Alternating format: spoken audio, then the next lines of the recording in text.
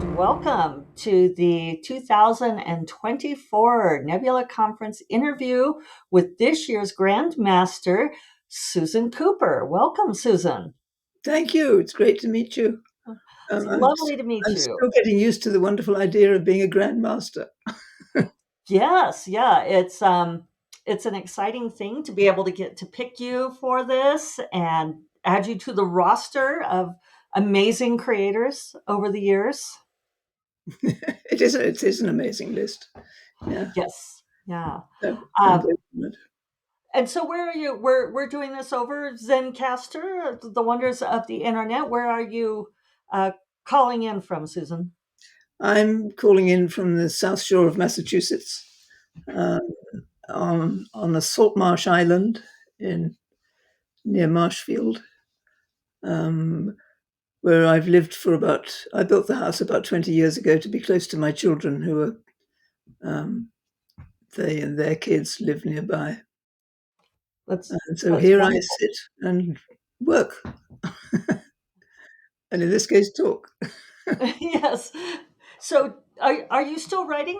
Well, we'll sort of work backwards chronologically. Yeah, I haven't. I did the last thing I published was there was one novel and then a couple of picture books before COVID, and then for me, as for everybody else, life got rather complicated. Yes. So for the last couple of years, I've been busy writing what we're calling a kind of memoir, for adults, not for kids. Well, for anybody, for that matter. Based on looking through your life, both in the past and the present, and writing about people or events or moments that have given you joy, the positive things. I don't know if it's an antidote to old age or what, but I'm enjoying it. It sounds wonderful. We'll see. Does that feel like a departure for you from your previous creative work? Yes. I've had a complicated life as a writer because, in a sense, I'm going back. I'm picking up again a skill from the beginning, because I began life as a journalist, and this is kind of journalistic. I suppose any kind of autobiographical writing is. I began as a newspaper reporter on the Sunday Times in London. So how did that happen? Did you set out to be a reporter? Was that your dream? I knew I was a writer. I did a degree in English. The only way I could think of to earn a living by writing was being a journalist. So I was the first woman to edit the Oxford University newspaper. Wow. Long ago in the 50s. And managed to get a job in Fleet Street, which was the hub of English newspapers. And were there many other women in the department with you? No, I was the first woman on the general news team. Wow. It's so strange to think about it now, isn't it? But the only other women on the paper were the ones who wrote for the women's page, who were writing about fashion and makeup and stuff. And were you friends with them, or was it sort of never the twain shall meet? Well, the twain never really met, actually, because we were doing such different things. I was writing both for the news editor and for Ian Fleming of James Bond fame, who ran a column called Atticus in the newspaper. And so I did interviews for his column sometimes, whenever he wanted me to. It was fun. Yeah. Very instructive. Did you learn a lot from him about like being a novelist as well, or was that not something you ever? No, I didn't really know Ian. He occasional chats about what he wanted me to do. But I was 21 and he was this sophisticated 40-something member of the editorial board, and it was he was a long way up there. Right, right. Was he already publishing the James Bond books then, or did that come later? I think he was just starting. He said he was said to have claimed that he wrote the first one out of shock at getting married for the first time in his 40s. I had never heard that. That's great. So, one of the things that you've talked about is being in London during the Blitz and bombs falling and how that affected you. What was that like? Well, for kids, whatever is happening is normal, Right. so we didn't have anything to compare it with. It was normal to be woken up in the middle of the night, um, my little brother and I, and taken outdoors to the air raid shelter, which was underneath the back lawn. And there you would sit, hearing the bombs come closer and closer. And um, it certainly gave me a sense of us and them, good and evil, um, which I think is ingrained, which is it must be one of the things behind writing books like The Dark is Rising, though who knows. So, when you began writing the Dark is Rising, when at what point in your career was that? You'd been working at the paper. I was on the newspaper. The art editor had introduced a one-page feature called Mainly for Children, which was features about almost anything. And occasionally I contributed to it. I remember writing one about what it was like to be in the engine of what was then a train, a steam train, and things like that. And one day the literary editor of the newspaper came into my office with a piece of paper and he said, "Hey, you ought to try this." And it was a notice of a competition set up by a London publisher for a family adventure story to be published for children. And he thought, she's been writing kids' things.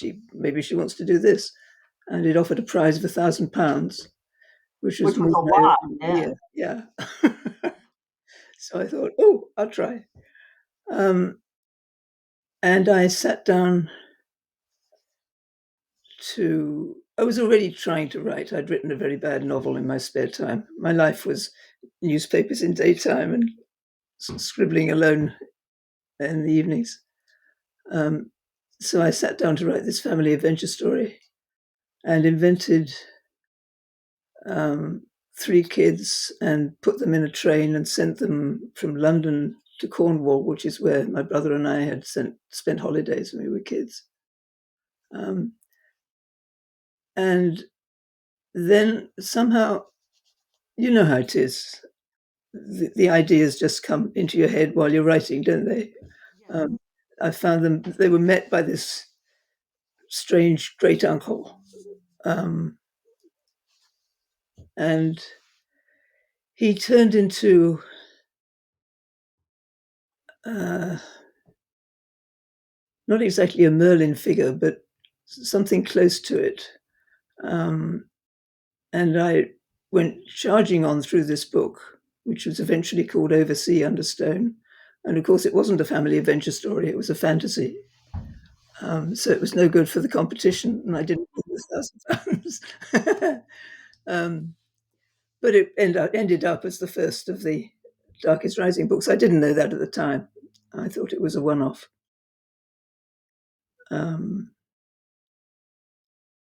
And it was years later when I'd married an American and come to live in America that we were skiing cross country, my husband and I, one day, and for some reason I looked out at the snow um, and thought, I want to write a book about a boy who wakes up on his birthday and finds he can work magic. And it's going to be set in snow just like this, but in Britain. Um, and I tried to write the story, didn't work. Maybe a year went by, and then for some reason I picked up Over Sea Under Stone, the first book, and reread it. And I thought, this idea about the boy, it links with that book. It's no, there isn't just going to be a second book. There's going to be several books. And I wrote a list. It was an extraordinary day. Have you ever had one like this? You must have done. Yes. Um, I wrote down 5 titles, which stayed most the same, the times of year that the books were going to be set, who was going to be in them. And then I started to write the second book, which ended up being called The Darkest Rising, and spent the next 6 years writing the rest of them. Isn't it amazing the way these things just come out of Drop your on you imagination? from out of Whoosh. the sky. Yeah. Aren't we Yeah. lucky? Yes. Yes. And so you spent 6 years writing these books. And did Oversea and Understone change a lot from that first iteration? Didn't change at all. Same book. It had been published. Um, and I don't know. When you write books that link together, do you have the whole picture in your head of the sequence? I don't. I am not a writer who can plan things out ahead of time. I don't know if you've debated that all your life with people, but it's sort of like the eternal conversation. People who either plot the books out ahead of time and like how detailed of an outline they do, or the people who, like me, are on the other end of the spectrum where I have to like start writing before the story will reveal itself to me and I Yeah, discover yeah, it as I yeah, go. yeah. So do I. I know very rough outline, and these books. It's not like a series. A series is when you know you can go on as long as you want to, with separate ideas. And this turned itself into a finite group of books at the beginning. But I really didn't know what was precisely going to happen in each book until I started writing, just Yeah. as normal. And so when you had all 5 books, when you then went to an agent or a publisher with them? No, no, no. I had a wonderful editor in America called Margaret McElderry, and she had published. Um, she bought Oversea Under Stone was published by Jonathan Cape in Britain, and Margaret had bought the American rights from them. Um, and we got to know each other pretty well. In the meantime, after Oversea, I had written a book um, about it was purely autobiographical. It was about being a child in World War II, and everything in it actually happened, except I turned myself into a boy. This is um, a sign that it was written in the early 1960s. um, and I remember saying to Margaret, I've written this adult book and nobody wants to publish it. Will you look at it and tell me if there's anything wrong with it? Um, and she read it and she said, there's nothing wrong with it, but it's not an adult book, it's for children. And I'm going to publish it. So she did. It was called Dawn of Fear. Uh, and it was after that I started writing The Darkest Rising, and I wrote to her about it, and she said, I said, it's one of a sequence. There's going to be 4 books. Isn't that a terrible idea? And she said, that's great. So she published the books as I wrote them. Oh, Darkest good. Rising. Okay. Yeah. Yeah. That was So So one question I'm wondering, with you having written both the nonfiction and fantasy, does that feel like, and also journalism, so which is different also, do those feel like different writing muscles for you? I suppose so. Yes, absolutely, because it's you're not writing without your imagination when you're writing nonfiction, but you certainly aren't driven by it. You know, it's as if any work of fiction is a collaboration between the writer's imagination and skill, it seems to me. Um, Whereas you can write good nonfiction just with skill.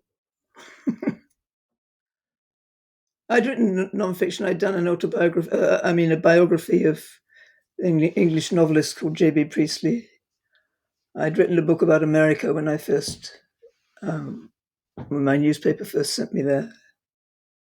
Um, so I'd alternated fiction and nonfiction to some extent. Yeah, Once because I you was into take the darkness, you do a yeah, rest for one and do the yeah, other. different muscles. Yes, different muscles.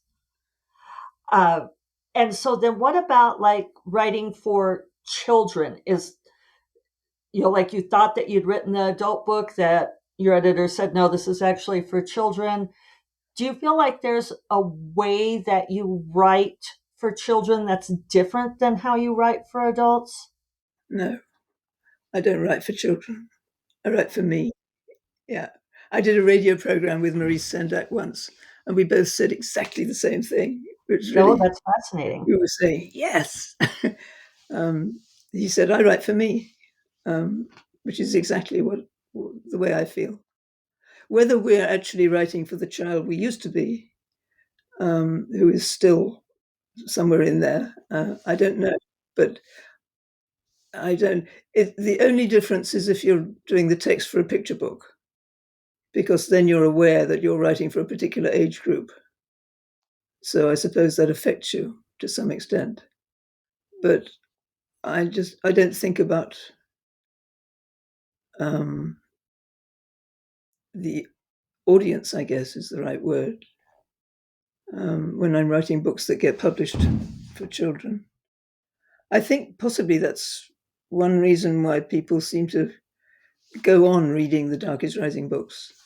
Um, you get letters from parents who say, I've been reading these books for 40 years and now my kids are reading them. Um, That's the best compliment. That's amazing. that's nice. Yeah. Yeah. So then we talked some about fantasy. Um, and you mentioned, or you will mention in your acceptance speech, just talking about, you know, many people out there may not know that SFWA started out as the Science Fiction Writers of America, and then later, I'm told, I don't know if this story is apocryphal or not. You may know that Anne McCaffrey argued with Jerry Purnell about this and insisted that it be science fiction and fantasy Oh, writers. really? Yeah. Yes, that's the story I've been told, and I like it so much that I perpetuate it because I want it to be true. Uh, and so, how do How do you, you? Jeffy, how do you define science fiction?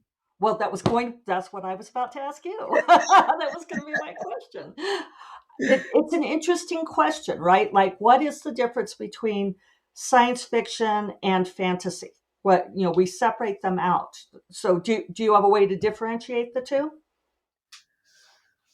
I don't think I do.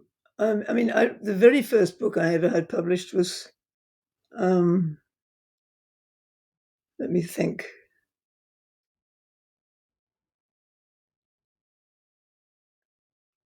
I'm losing the title. Mandrake. That was your off-screen assistants yelling. Yes, my memory, my off-screen memory, who is my daughter. Mandrake was a story set 15 years into the future about uh, England, um, well, I won't get into the plot, but it was basically about people being overcome by the earth, by the mind of the earth, Hmm. tying them to the place where they were from. Um, and when it went into paperback in England, uh, it was labeled Penguin science fiction.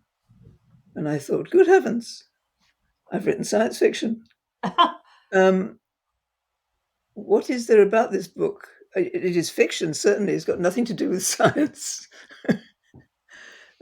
which is why I say to you, how do you define it? Because does it have to have scientific elements? I mean, that's sort of one of the broadest ways that we differentiate between the two, at least, is that science fiction is things are accomplished by explainable technology, or plausible technology, perhaps. There's a lot of hand waving around faster than light travel and all that kind of thing, but there's still like it's based in a possible technology, whereas fantasy is more based on magic. Yeah, fair enough. Yeah. So so what is it that attracted you to writing fantasy? What was it that you were, we sort of talked about, growing up during the Blitz and those feelings of the battle of good and evil, which I feel like is something that fantasy occupies itself with often. I think it was reading. Uh, I was always attracted to myth, um, fairy tale. I hate the word fairy. And it was pushed on a bit by the fact that um, Tolkien and C.S. Lewis, I'm saying this in my speech too, um, uh, were professors at the university that I went to and had an enormous stress on fantasy and myth, so that was um, a great deal of what we were soaked in. Um, And I did you take classes with them? we went to their lectures. To their lectures? Okay. Sorry, I interrupted you there. Um, no, you didn't. I was groping for an answer. I think fantasy writers are born, not made. It's you're born with. You like reading that sort of um, world, then it is possibly the one that you will that your imagination wants to recreate. Not that it's copying any particular kind of fantasy. It's just there are no boundaries, no limits. Um, you aren't held by reality. You can go anywhere you want. I don't often use the word magic, even. Yeah, it's kind of for want of a better word. Yes, So, how did, if you can recall, but how did Tolkien and C.S. Lewis talk about fantasy? How did they teach it? they didn't. They Oh, didn't. It really? was just simply the kind of books that they had us reading. Um, and the lectures of Tolkien's that I went to were all about Beowulf, Oh, which is really? an old English epic. Yes, yes. So Yeah, it's an interesting. For me, as a fantasy writer, I'm the voice in the organization that's always adding the and fantasy, because people tend to just say science fiction as an umbrella term, and I'll always be like, and fantasy. Uh, thank you. You're welcome. Fighting the good fight. Uh, but yeah, there's a feeling, I think, at times that like fantasy is the lesser child, that it's less intelligent or less penetrating or doing less exciting things than science fiction? I don't know what to say to that. Well, the face you made pretty much told it all there. Like, that's an absurd idea, right? Well, look at look at all the major fantasy writers. Um, Yeah. I don't know.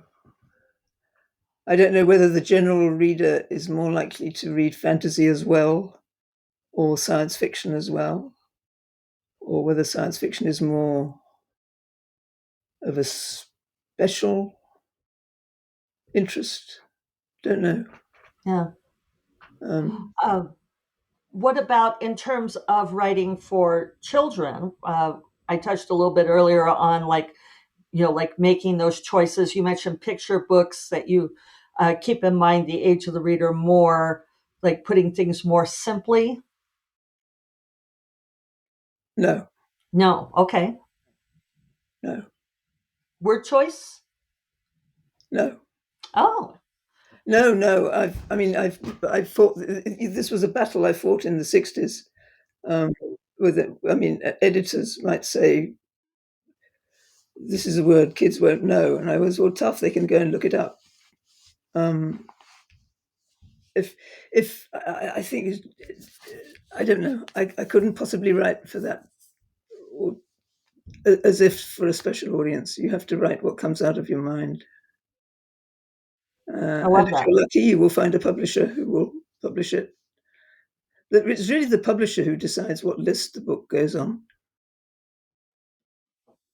So when you say you fought this battle with editors, that there were forces saying, "Oh, you need to use simpler language, you need to use shorter words." There was one editor in Britain for one of the books, I think it was Dawn of Fear, um, who tried saying things like that, um, with no effect. And so, like, as a woman working in a very male dominated field to begin with, and then writing books for children, which, did you ever feel like you had to battle to be taken seriously? No, but then I was protected by this wonderful editor that I had, because Margaret McElderry treated her authors sternly, but with immense respect. Um, and she would let you do precisely what you wanted to do. Um, she wouldn't even say this. She wouldn't even tell you whether a book you'd written was, well, she would say whether it was suitable for her list, because her list was the children's list. But I never felt pushed. I guess I've been very lucky just to write what I wanted to write. And when did you leave journalism and go to being a fiction writer or novelist?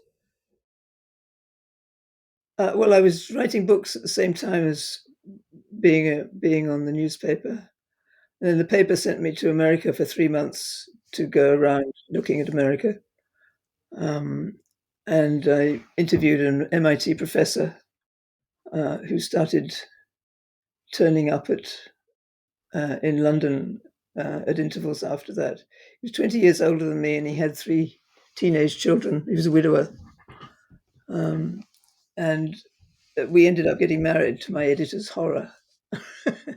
Why? Why So to that your was when I editor's went work? to America, and I Oh, married Nick. I wrote for about 8 years, I think. I wrote a column for a regional British newspaper called the Western Mail, um, called Susan Cooper in America. um, so I was still using my journalistic fingers as well.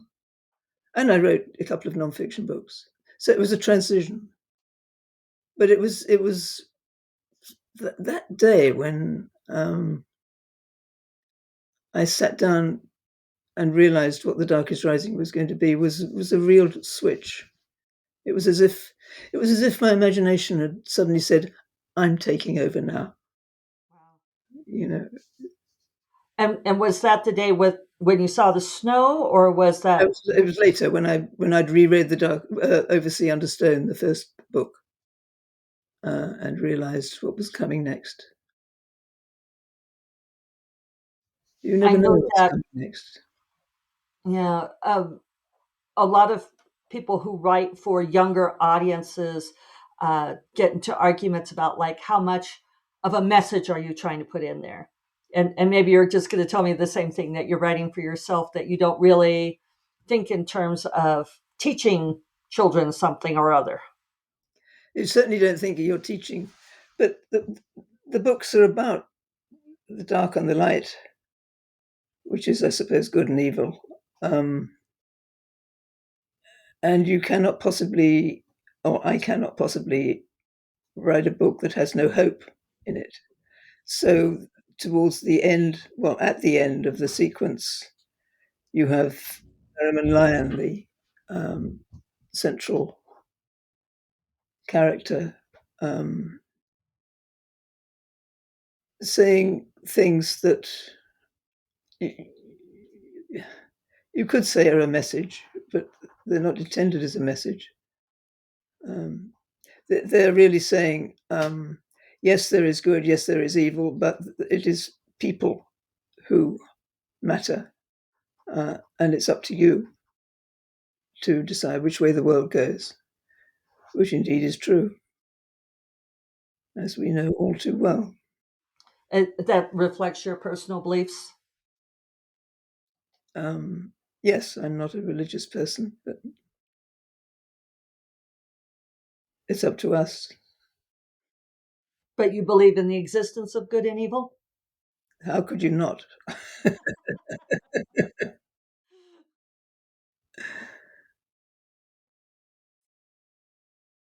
So so after these books came out, which are probably were pivotal to your career, were they initially very successful, or was it a slow build? The second one, The Darkest Rising, was a Newbery Honour. In England, the accolade is the Carnegie Medal.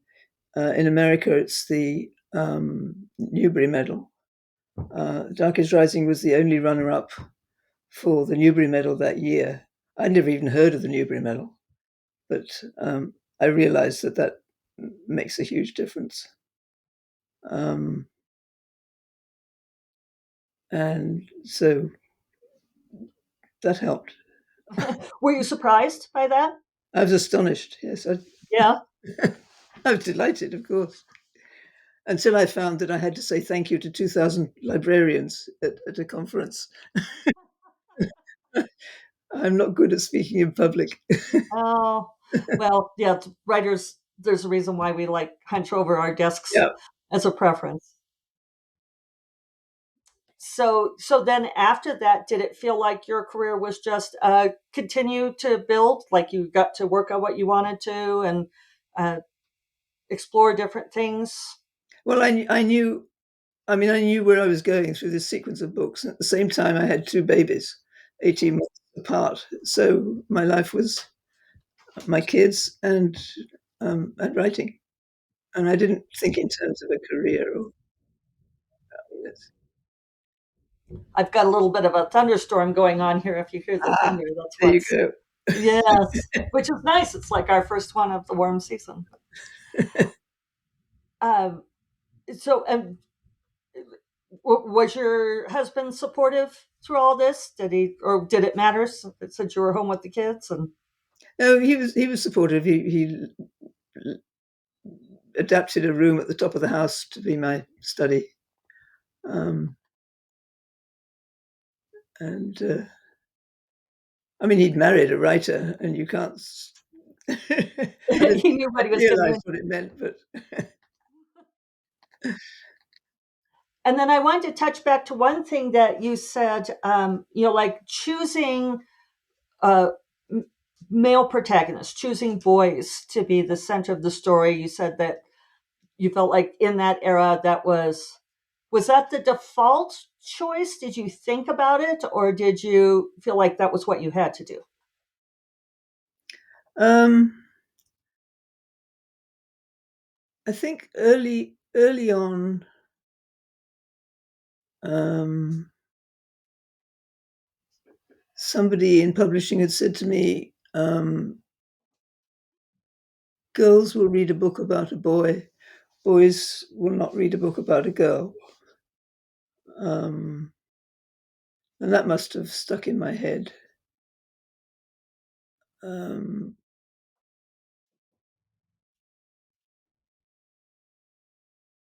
I don't really know the answer to that question. Yeah. Mm. Would you do it differently now, or is that like not even something that computes in the story? I didn't do it on purpose. I mean, I didn't say my hero has to be a boy, has to be a girl. It's just the way. It came out. After all, we're all a mixture of male and masculine and feminine, Yeah. um, which we tend to forget in the whole thing about gender, um, because it has nothing to do with gender. It's just the quality of the mind. Right. Um, I've written books with um, female hero as instead of male. It's just the way the story tells you it wants to be. Right. Yeah. Right. So, what do you think were the most important qualities in yourself that enabled you to be a successful author, that brought you to where you are today?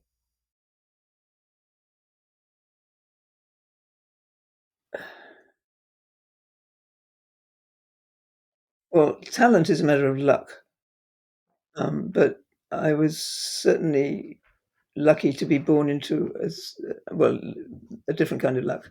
It was I was fortunate to be born into a family where people read a lot. Um, also, again, it goes back to good old World War II, where you didn't go to the movies because the cinemas weren't open because they were too likely to be bombed. Um, so perhaps we read more than we would have done otherwise. Um, I was lucky. But clearly, also, you worked hard. I mean, if you were the first woman at the paper and so forth, you must have had a lot of boldness and Well, determination. that's what I wanted to do. I wanted to write.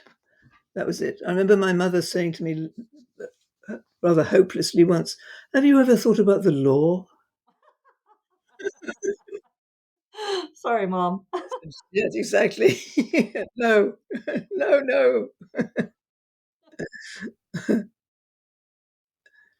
Well, so if there are writers out there listening to this, as there will be, who are just starting out, like maybe writing their first not very good novel and so forth, do you have any words for them? Oh, yes, you're just d- don't be discouraged by anything.